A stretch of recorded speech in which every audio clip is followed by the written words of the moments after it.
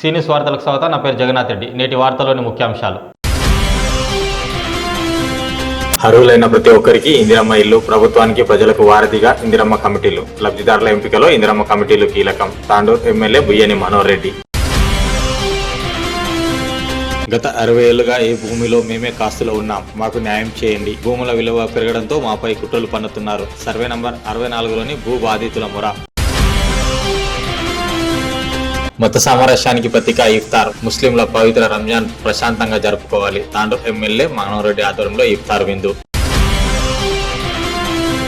నిరుపేదలకు సొంతింటి కలను నిజం చేస్తూ ఇందిరమ్మ పథకం కింద ఇండ్లను మంజూరు చేయడమే కాంగ్రెస్ ప్రభుత్వ లక్ష్యమని తాండూరు ఎమ్మెల్యే బుయ్యని మనోహర్ రెడ్డి అన్నారు. ఆదివారం తాండూరు పట్టణం కోడంగల్ రోడ్డు మార్గంలోని ఎస్వీఆర్ గార్డెన్లో ఇందిరమ్మ కమిటీ సభ్యులతో సమావేశం నిర్వహించారు. ఈ సమావేశానికి ఎమ్మెల్యే మనోహర్ రెడ్డి ముఖ్య అతిథిగా హాజరై మాట్లాడుతూ రాష్ట్రంలో నిరుపేదలకు సొంతింటి కలను నిజం చేసేందుకు కాంగ్రెస్ ప్రభుత్వం కృషి చేస్తుందని తెలిపారు. ఇందిరమ్మ పథకం కింద అర్హులైన ప్రతి లబ్ధిదారునికి ఇల్లు అందజేయడం జరుగుతుందని, ప్రతి నియోజకవర్గానికి ప్రభుత్వం 3500 ఇండ్లను మంజూరు చేసిందని, ప్రతి మండలానికి ఒక పైలట్ గ్రామాన్ని ఎంపిక చేసి ఇందిరమ్మ ఇండ్ల నిర్మాణం ప్రారంభించడం జరుగుతుందని తెలిపారు. ఇందిరమ్మ ఇండ్ల లబ్ధిదారుల ఎంపికలో ఇందిరమ్మ కమిటీలు కీలకంగా పనిచేయాలన్నారు. పార్టీ కార్యకర్తలు, నేతలు సమన్వయంతో కలిసి పనిచేయాలని సూచించారు. ఇందిరమ్మ ఇండ్ల లబ్ధిదారుల ఎంపికతో పాటు గ్రామాల్లో ప్రభుత్వ సంక్షేమ పథకాలను, అభివృద్ధిని ప్రజల్లోకి తీసుకెళ్లే బాధ్యతను కమిటీలు తీసుకోవాలని సూచించారు.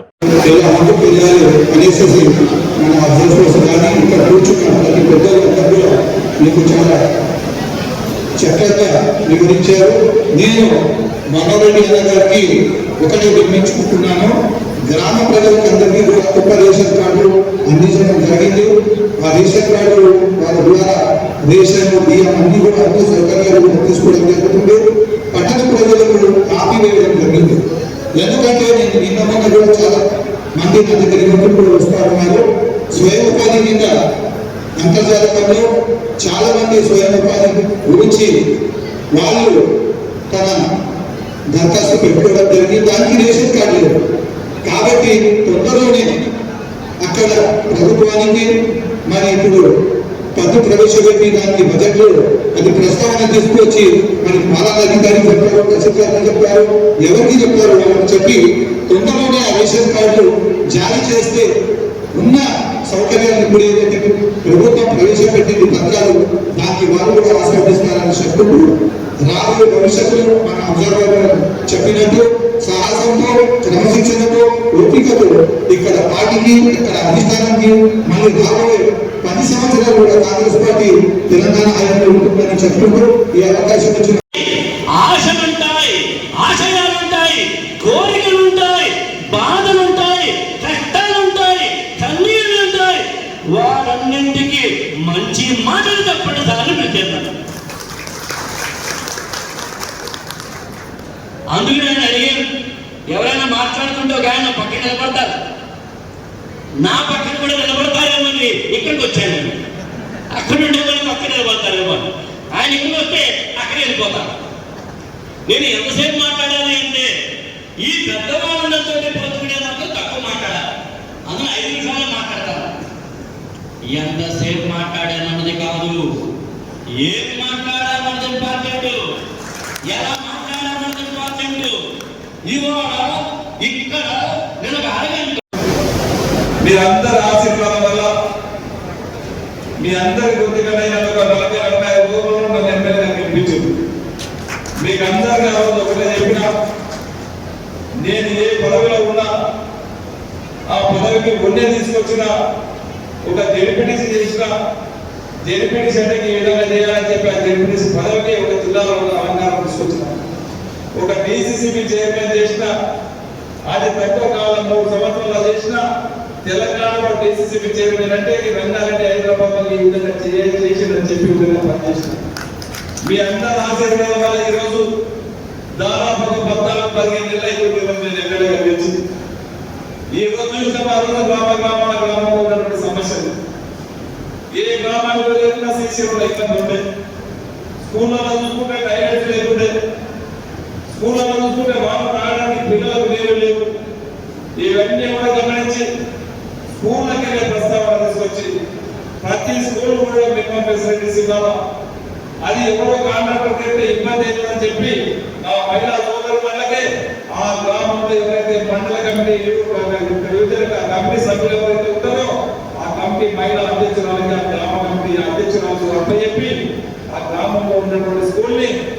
మినిమం ఫెసిలిటీస్ వచ్చే విధంగా మనం పనిచేసినాం. ఆ గ్రామంలో ప్రస్తుతంగా నలభై తీసుకున్నాం. వాటర్ లేకపోతే ప్రోగ్రాం చేసినాం. మనం చూసినాం అన్నం తినే మిలియన్స్ ఊరిపోయి ఇంటి బయటికి బయట కూడా ఉంటుంది. చాలా స్కూళ్ళలో బాత్రూమ్ లేకుండా ఆడపిల్లలతో ఇబ్బంది పడేది. ఈ రోజు 90% స్కూళ్ళలో ప్రతి మండలంలో 30% మాత్రం అన్ని స్కూళ్ళలో బాత్రూమ్లు కానివ్వండి, టైలెట్స్ కానివ్వండి, వాటర్ సమస్య తీసినాం. అదే కాకుండా రోడ్లు ఉన్నాయి.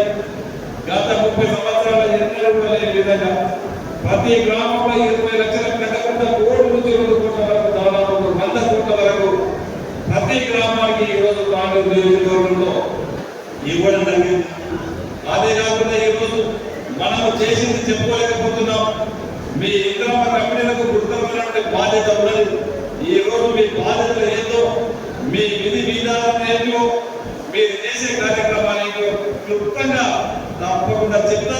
ఒక 10 నిమిషాలు మీరు అందరూ కూడా ఓపికతో వినాలని చెప్పి కూడా తెలియజేసుకుంటూ మన ఇంద్రమ్మ కంపెనీ ద్వారా నిజమైనటువంటి అభివృద్ధి, ఎందుకంటే రేపు జూన్ జూలైలో గ్రామ పంచాయతీ ఎలక్షన్స్ వస్తా ఉన్నాయి, రేపు ఎంపీటీసీ ఎలక్షన్స్ వస్తా ఉన్నాయి, రేపు సింగల్ ఎలక్షన్స్ వస్తా ఉన్నాయి.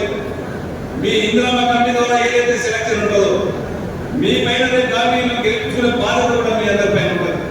మీరు గెలవచ్చు, దాంట్లో సర్పంచులు మీరు కావచ్చు, మీ పక్కవారు కావచ్చు, మన అన్న కావచ్చు, మన తమ్ముడు కావచ్చు, మన సోదరుడు కావచ్చు, మన పార్టీకి కడవ కట్టుకొని పనిచేసిన వారు కావచ్చు. మీరు నిజమైనటువంటి లబ్ధిదారుని. మీకు ఎన్ని కావాలిస్తే శాంక్షన్స్ కానివ్వకుండా అధికంగా నేను తీసుకొచ్చే బాధ్యత నేను తీసుకుంటాను. దయచేసి మీరు గ్రామాలలో మీకు 1-2 స్థలాల్లో దయచేసి నిజమైనటువంటి అర్హుని మాత్రం మీరు సెలక్షన్ చేయండి. మీరందరూ కూడా గ్రామ కమిటీ సభ్యులు కూర్చోండి.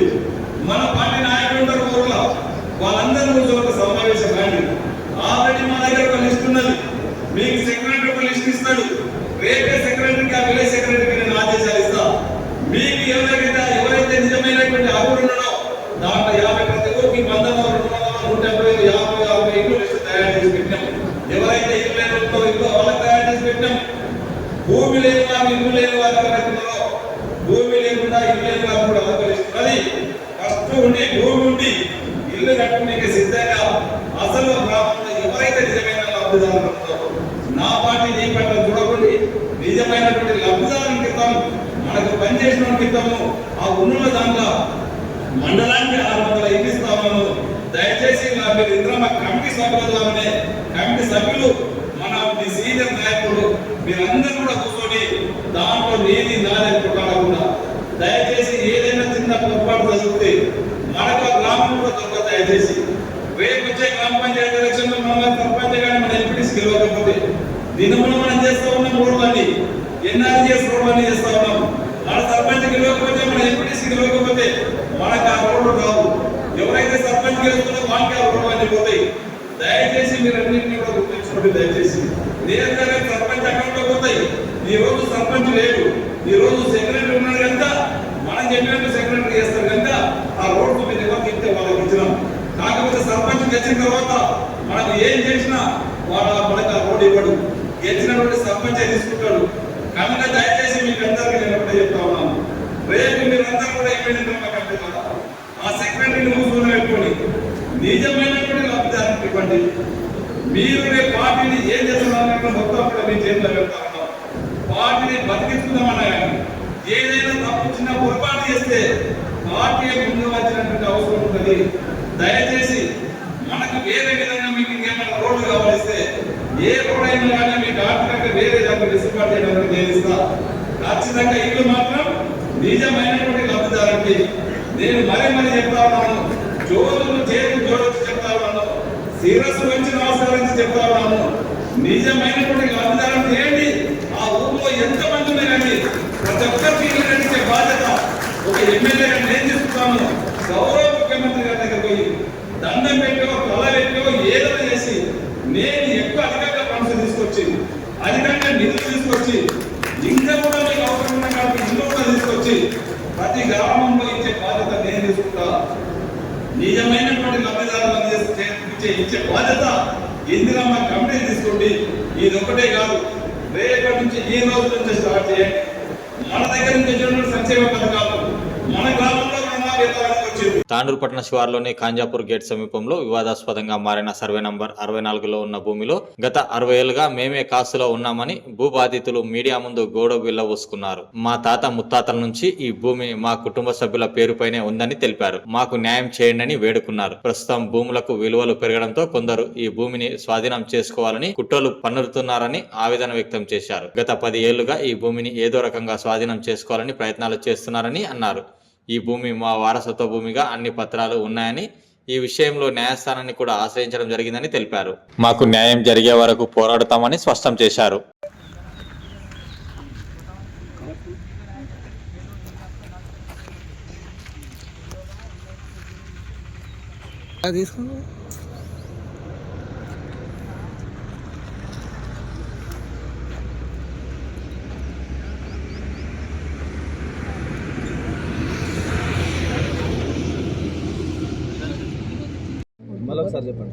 Survey number 64/40 sir. మా అమ్మ పేరు మీద, మహమూదా బేగం పేరు మీద ఉంటుంది.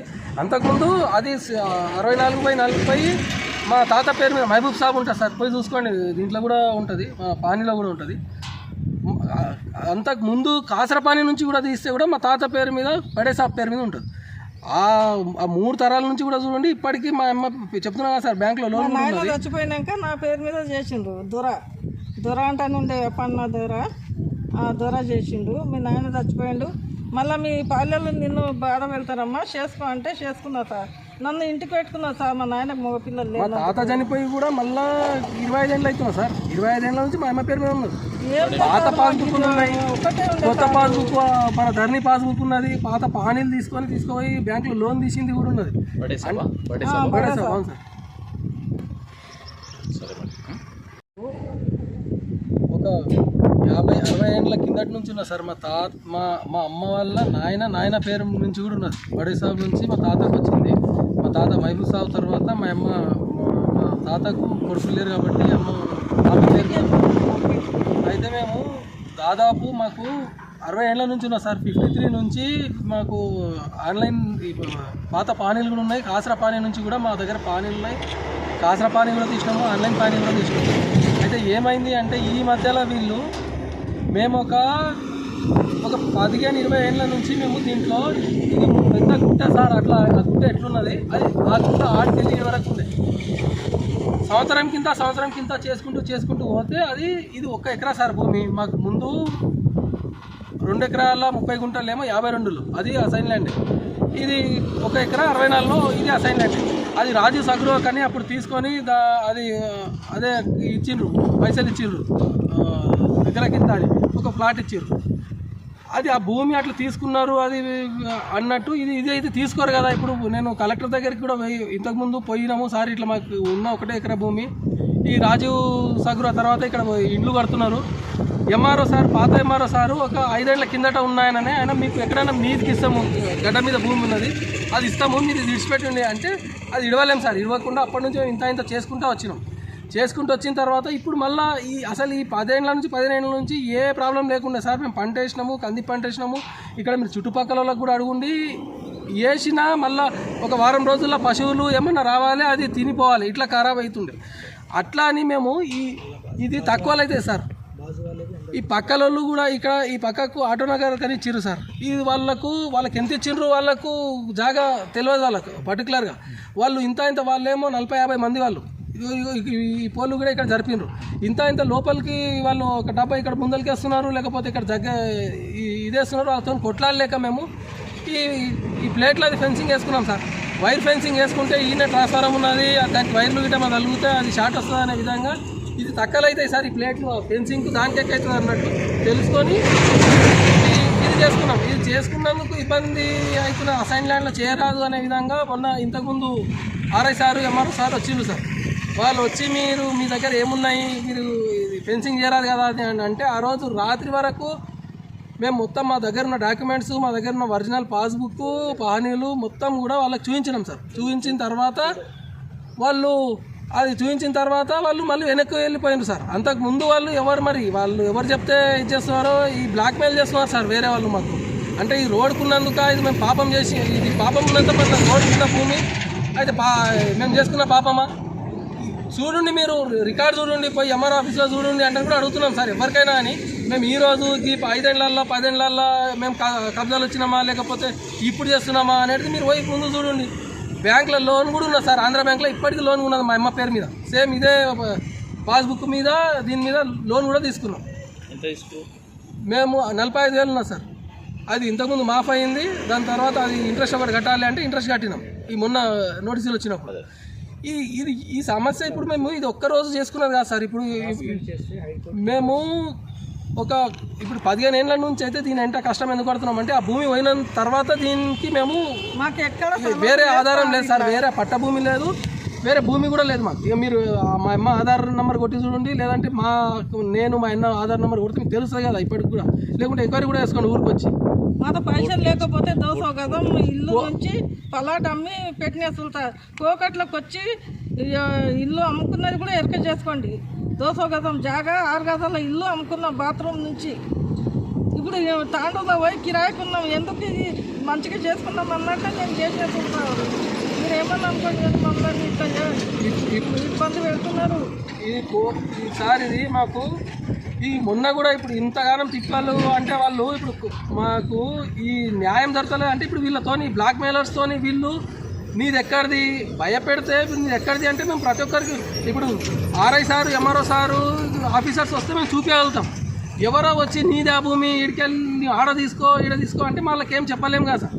కలెక్టర్ సార్ కానీ ఎంఆర్ఓ సార్ కానీ ఆర్ఐ సార్ కానీ మాకేమైందంటే ఇప్పుడు కోర్టుకు పోయి తెచ్చుకునేంత కర్మ వచ్చింది సార్. నిజంగా చెప్పాలంటే కోర్టులో పోయి స్టే చేసుకొని మేము అప్పు చేసి కోర్టులో అది ఇంజక్షన్ ఆర్డర్ తెచ్చుకొని ఇప్పుడు చేసుకునాల్సిన పరిస్థితి వచ్చింది మాకు.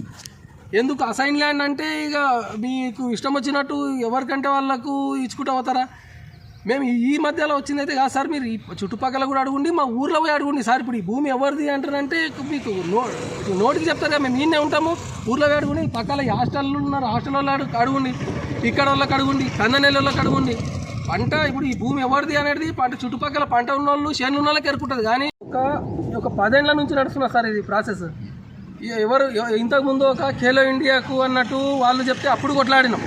ఇప్పుడు మళ్ళీ ఏదో ఒక దానికి రోడ్కు కావాలన్నట్టు ప్రభుత్వం కావాలి అంటే ఒక నోటీస్ అన్న ఇష్యూ చేసి మాకు ఇది చేస్తే మేము అప్పుడు అడుక్కుంటున్నాం. మేము డైరెక్ట్ వచ్చి మేము చేసిన తర్వాత అంతా మాకు మంచి అయిన తర్వాత అది మీకు అది కండు మండినట్లు మాకు ఇప్పుడు ఈరోజు ప్రభుత్వము ఇచ్చిందేమో సార్. ప్రభుత్వం ఇచ్చింది ప్రభుత్వం తీసుకుంటుంది అంటారంటే ఒక మేము 50 ఏళ్ళ నుంచి తిప్పలు పడి చేసుకున్నది తీసుకుంటారంటే ఎట్లయితే ప్రభుత్వం తీసుకుంటుంది అంటారంటే మేము కొంచెం చేసేటప్పుడే మీరు ఈ రోడ్కున్నది మీకు కాదు, మీకు వేరే దగ్గర ఇస్తామంటే అప్పుడే పెడుతుండే.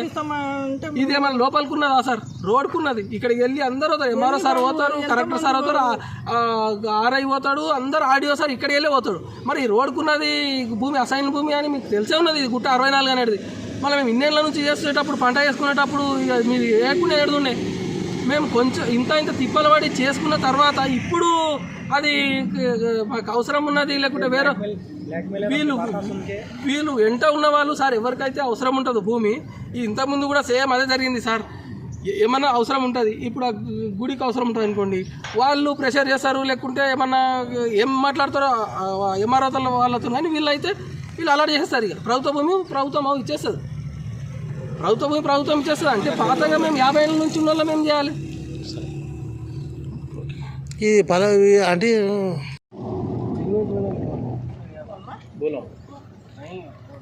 తెలుగు అయితే తెలుగు మా దాదా కా నామ్ బడే సాబ్ ఏమో తెలుగు. మా తాత పేరు బడే సాబ్, మా నాయన పేరు మహబూబ్ సాబ్ బిడ్డని నాకు ఇంటికి పెట్టుకున్నారు. ముందుగాల 2 ఎకరాల భూమి గవర్నమెంటే తీసుకున్నది. మళ్ళీ ఇదేమన్నా చేసుకుందామా అంటే ఇట్లా మమ్మల్ని సతాయిస్తున్నారు. బటాయికి ఇచ్చి చేపించుకునాలి, ఎట్లన్నా రూప్ చేసుకునాలి అన్నట్టు కంతి వేసి చెట్లు పెడుతుంది. వ్యాధి కూడా ముందర పడని వచ్చింది. ఇక్కడ దూళ్ళు తింటున్నాయి, కంది కోసుకుపోయినరు, మామిడి చెట్లు పెడితే అవి మొత్తం దెబ్బకుపోయినరు. అట్లా మేము దూరంకి రావాలి ఎట్లా చేయాలి అని బటాయికి ఇచ్చి చేపించుకున్నాను అన్నట్టు చూస్తున్నాం.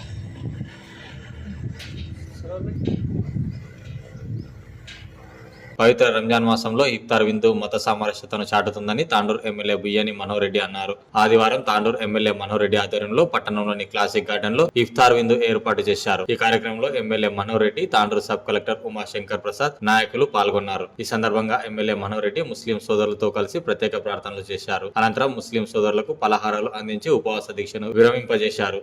MLA Manohar Reddy sub collector తో పాటు ముస్లిం పెద్దలు పండ్లు తినిపించారు. అనంతరం మాట్లాడుతూ పవిత్ర రంజాన్ మాసంలో ఇఫ్తార్ విందులు ఆత్మీయతను చాటుతాయని అన్నారు. రంజాన్ మాసం అనంతరం ముస్లిం సోదరులు పవిత్ర రంజాన్ పండుగను భక్తి శ్రద్ధలతో ప్రశాంతంగా జరుపుకోవాలని ఆకాంక్షించారు.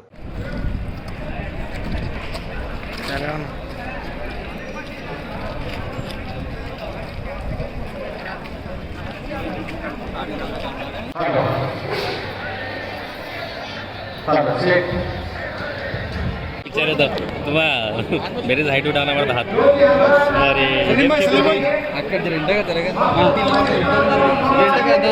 అందరు జరగాలి కదా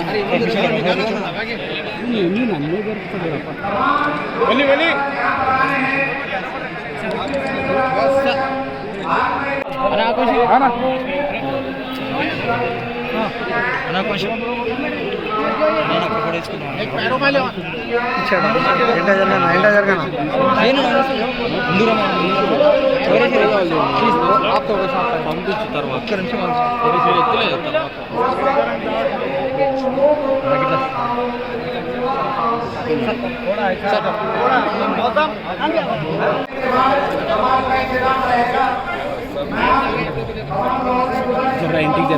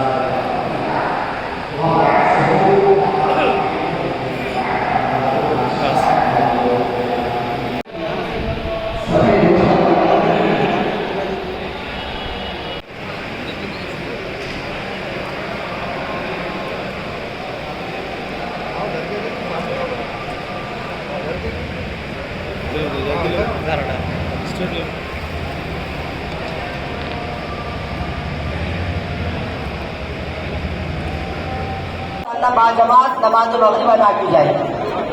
थोड़ा सा सिस्टम डिसिप्लिन अखलाक के इंशाल्लाह इफ्तार का वक्त जो ही होगा मैं इत्तला दूंगा, आपको बिस्मिल्लाह पढ़ाऊंगा और पहले हम दुआ कर लेंगे, उसके बाद इफ्तार करेंगे। इफ्तार के साथ खाना खाने के साथ बात अदा की जाएगी।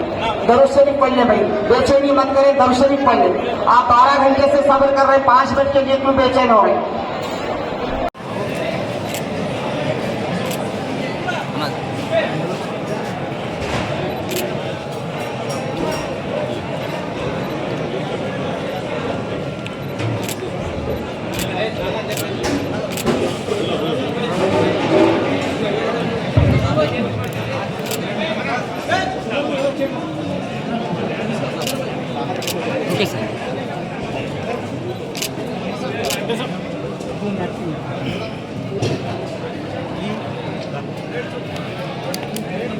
नमस्ते, आदाब। आज यहाँ पर तांडूर में गवर्नमेंट ऑफ तेलंगाना की तरफ से हमारे मकामी एमएलए श्री मनोहर रेड्डी साहब की सदारत में इफ्तार पार्टी अरेंज की गई है।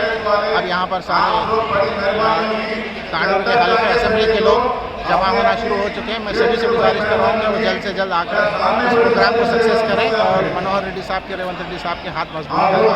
रहमतुल्लाह व बरकतें। ये रमज़ान के महीने में हम सब बहुत मोहब्बत के साथ इधर इकट्ठे हुए हैं। ये रमज़ान के महीने ये बस मामूली महीने नहीं है, ये रोज़ा हमें बस सब्र सिखाता है और अपने को आप अपने पर काबू बनाना सिखाता है। ये दूसरों को दर्द को समझने का एहसास दिलाता है। ये रोज़ा हमें अपने रूह को पाक में लगाने में और बहुत सारी गरीबों को और ज़रूरतों का उसको हमदर्दी को समझने का दर्स देते हैं। इसीलिए ये महीना बहुत परिपूर्ण है, बहुत पाक है। और ये महीने अल्लाह ताला के बरकतें, रहमतें और मगफिरतें के महीना है। और हमारे एमएलए साहब भी इधर है। ये तांडूर के तरक्की का सब लोग दुआ करें। और तांडूर का बहुत ख्वाब है, सड़कों का या पानी का, रोज़गारों का। ये सब ख्वाब को हम हकीकत को बदल के जाएंगे। और शुक्रिया। रमज़ान का मुबारक। अस्सलाम वालेकुम व रहमतुल्लाह व बरकatuh। अस्सलाम वालेकुम। रमज़ान के महीने और आने वाली ईद की सबको बहुत बहुत मुबारकबाद। मुझे विश्वास है और मैं आशा करता हूँ कि हम सब लोग ऐसे ही खुशी जैसे आज हम लोग साथ में बैठ के खाना खाएं, वैसे ही खुशी सब लोग मिलजुल के पूरा साल ऐसे ही रहेंगे, तांदूर के अभिवृद्धि के लिए और आगे बढ़ने के लिए काम करेंगे। बहुत बहुत शुक्रिया, बहुत बहुत धन्यवाद। तांडूर మైనారిటీ సోదరులందరూ కూడా నమస్కారాలు తెలుపుకుంటూ ఈ రంజాన్ మాసం అంతా కూడా ఖురాన్ ఒక పవిత్రమైనటువంటి మాసం ఇది.